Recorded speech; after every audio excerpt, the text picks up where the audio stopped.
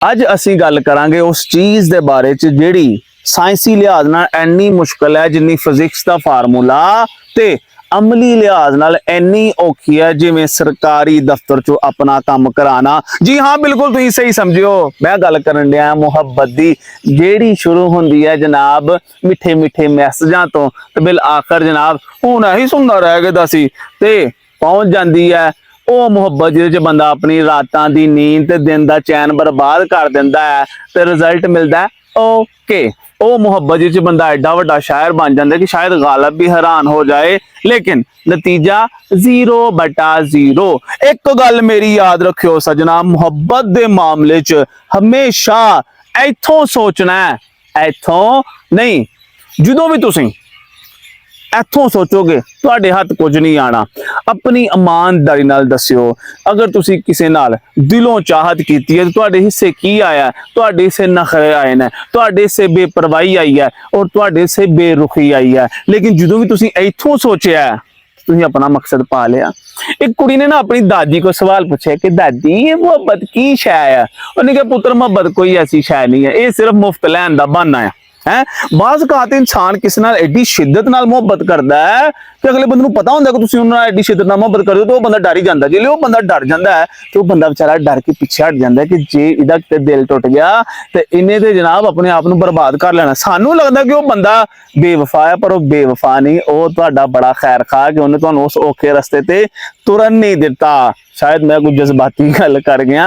एक नॉर्मल बंदे नूं जिंदगी च कहंदे ना 7 वारी मुहब्बत हुंदी है और किहड़ी वारी उहनूं जनाब बड़ी शिद्दत नाल मुहब्बत हो जानी, इस गल दा किसे नूं नहीं पता।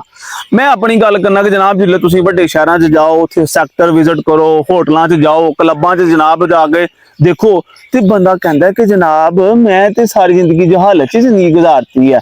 उत्थे जनाब सोने तो सोने लोग और तुआरे सानूं लिफ्ट भी कराण दे हुंदे ते बंदा कहंदा क्या बात है। बंदा कहंदा कि यार मैं पहले किस तरह जिंदगी गुजारदा, मैनूं ते बड़ी मुहब्बत सी जनाब, मेरे अल जिसले ओहदी नज़र पैंदी रही ते मेरा ब्लड प्रैशर चेंज हो जांदा रहा, वो जनाब बंदा मेरे ज़हन चों निकलना नहीं रहा। हुण मैनूं की होया, मैं तुहानूं मिसाल नाल समझाना। एक बंदा उन्हें सारी जिंदगी जनाब माड़े साबन नहा के कट दी तो अचानक कोई बंदा उन्होंने जनाब चंगा खुशबू वाला साबन दे तो की महसूस करेगा? तो यही कहेगा कि जनाब हाय हुण स्वाद आया ही। वो गल है, वो नुकता जो बंदा जिन्नी जल्दी समझ ले उन्ना उहदे वास्ते चंगा है बादशाह। अगे मैं तुहानूं दसां एडी मुहब्बत वाली जी कहानियां घूनियां है ने, ये कोई एडियां डिस्टर्बिंग एडी कोई परेशानी वाली नहीं। ज्यादा जनाब ये काम खराब किया है ये जो सोशल मीडिया ते ह्यूमन साइकोलॉजी नहीं पढ़ाते इन्होंने जनाब हैडिंग देंगे interesting psychological facts about love आखणगे कि जनाब जे तुहानूं कोई याद करन दिया या तुहानूं कोई मिलन दी खाश करदा तो तुहाडी खाब करना। मैं अगे जनाब बंदा रात नूं हनी सिंह दे गाने सुने हैं तो सौ जे तो खाब च हनी सिंह भी आ जांदा। हुण इहदा की मतलब है कि जनाब हनी सिंह सानूं याद करन दिया या सानूं मिलना चाहता? नवी शफाकी सुना देंगे ना जनाब। मैं एक गल नोट की है कि मुहब्बत हुण बड़ी प्रैक्टिकल हो गई है सजनों। जे तुहाडे कोल पैसा है, जे तुहाडे कोल ओहदा है ते फिर तुहाडे तो म्यारी, तुहाडे तो चंगा, तुहाडे तो चंगा, तुहाडे तो आला, तुहाडे तो अच्छा शख्स कोई है ही नहीं। बड़ी बड़ी पक्कियां मुहब्बतां जिन्हां च जनाब लोगों ने आपस च वादे कीते हुंदे ने, कसमां खाधियां हुंदियां, सिर्फ एक सरकारी नौकरी दी मार।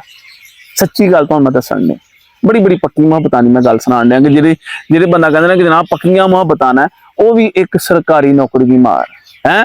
अगर बंदा बेचारा माड़ा उहदे कोल 4 पैसे है नहीं तो कहणगे ओहो असीं ते कास्ट तो बाद विआह ही नहीं करते हैं। तो जे बंदे को 4 पैसे है तो फिर की कहणगे age is just a number, उम्र च की रखिया है। हम तो जनाब कास्ट सिस्टम पर बिलीव ही नहीं करते, हम जात पात के निजाम को कुछ समझते नहीं है। एडे तुसीं एडवांस सा नहीं लैंदे।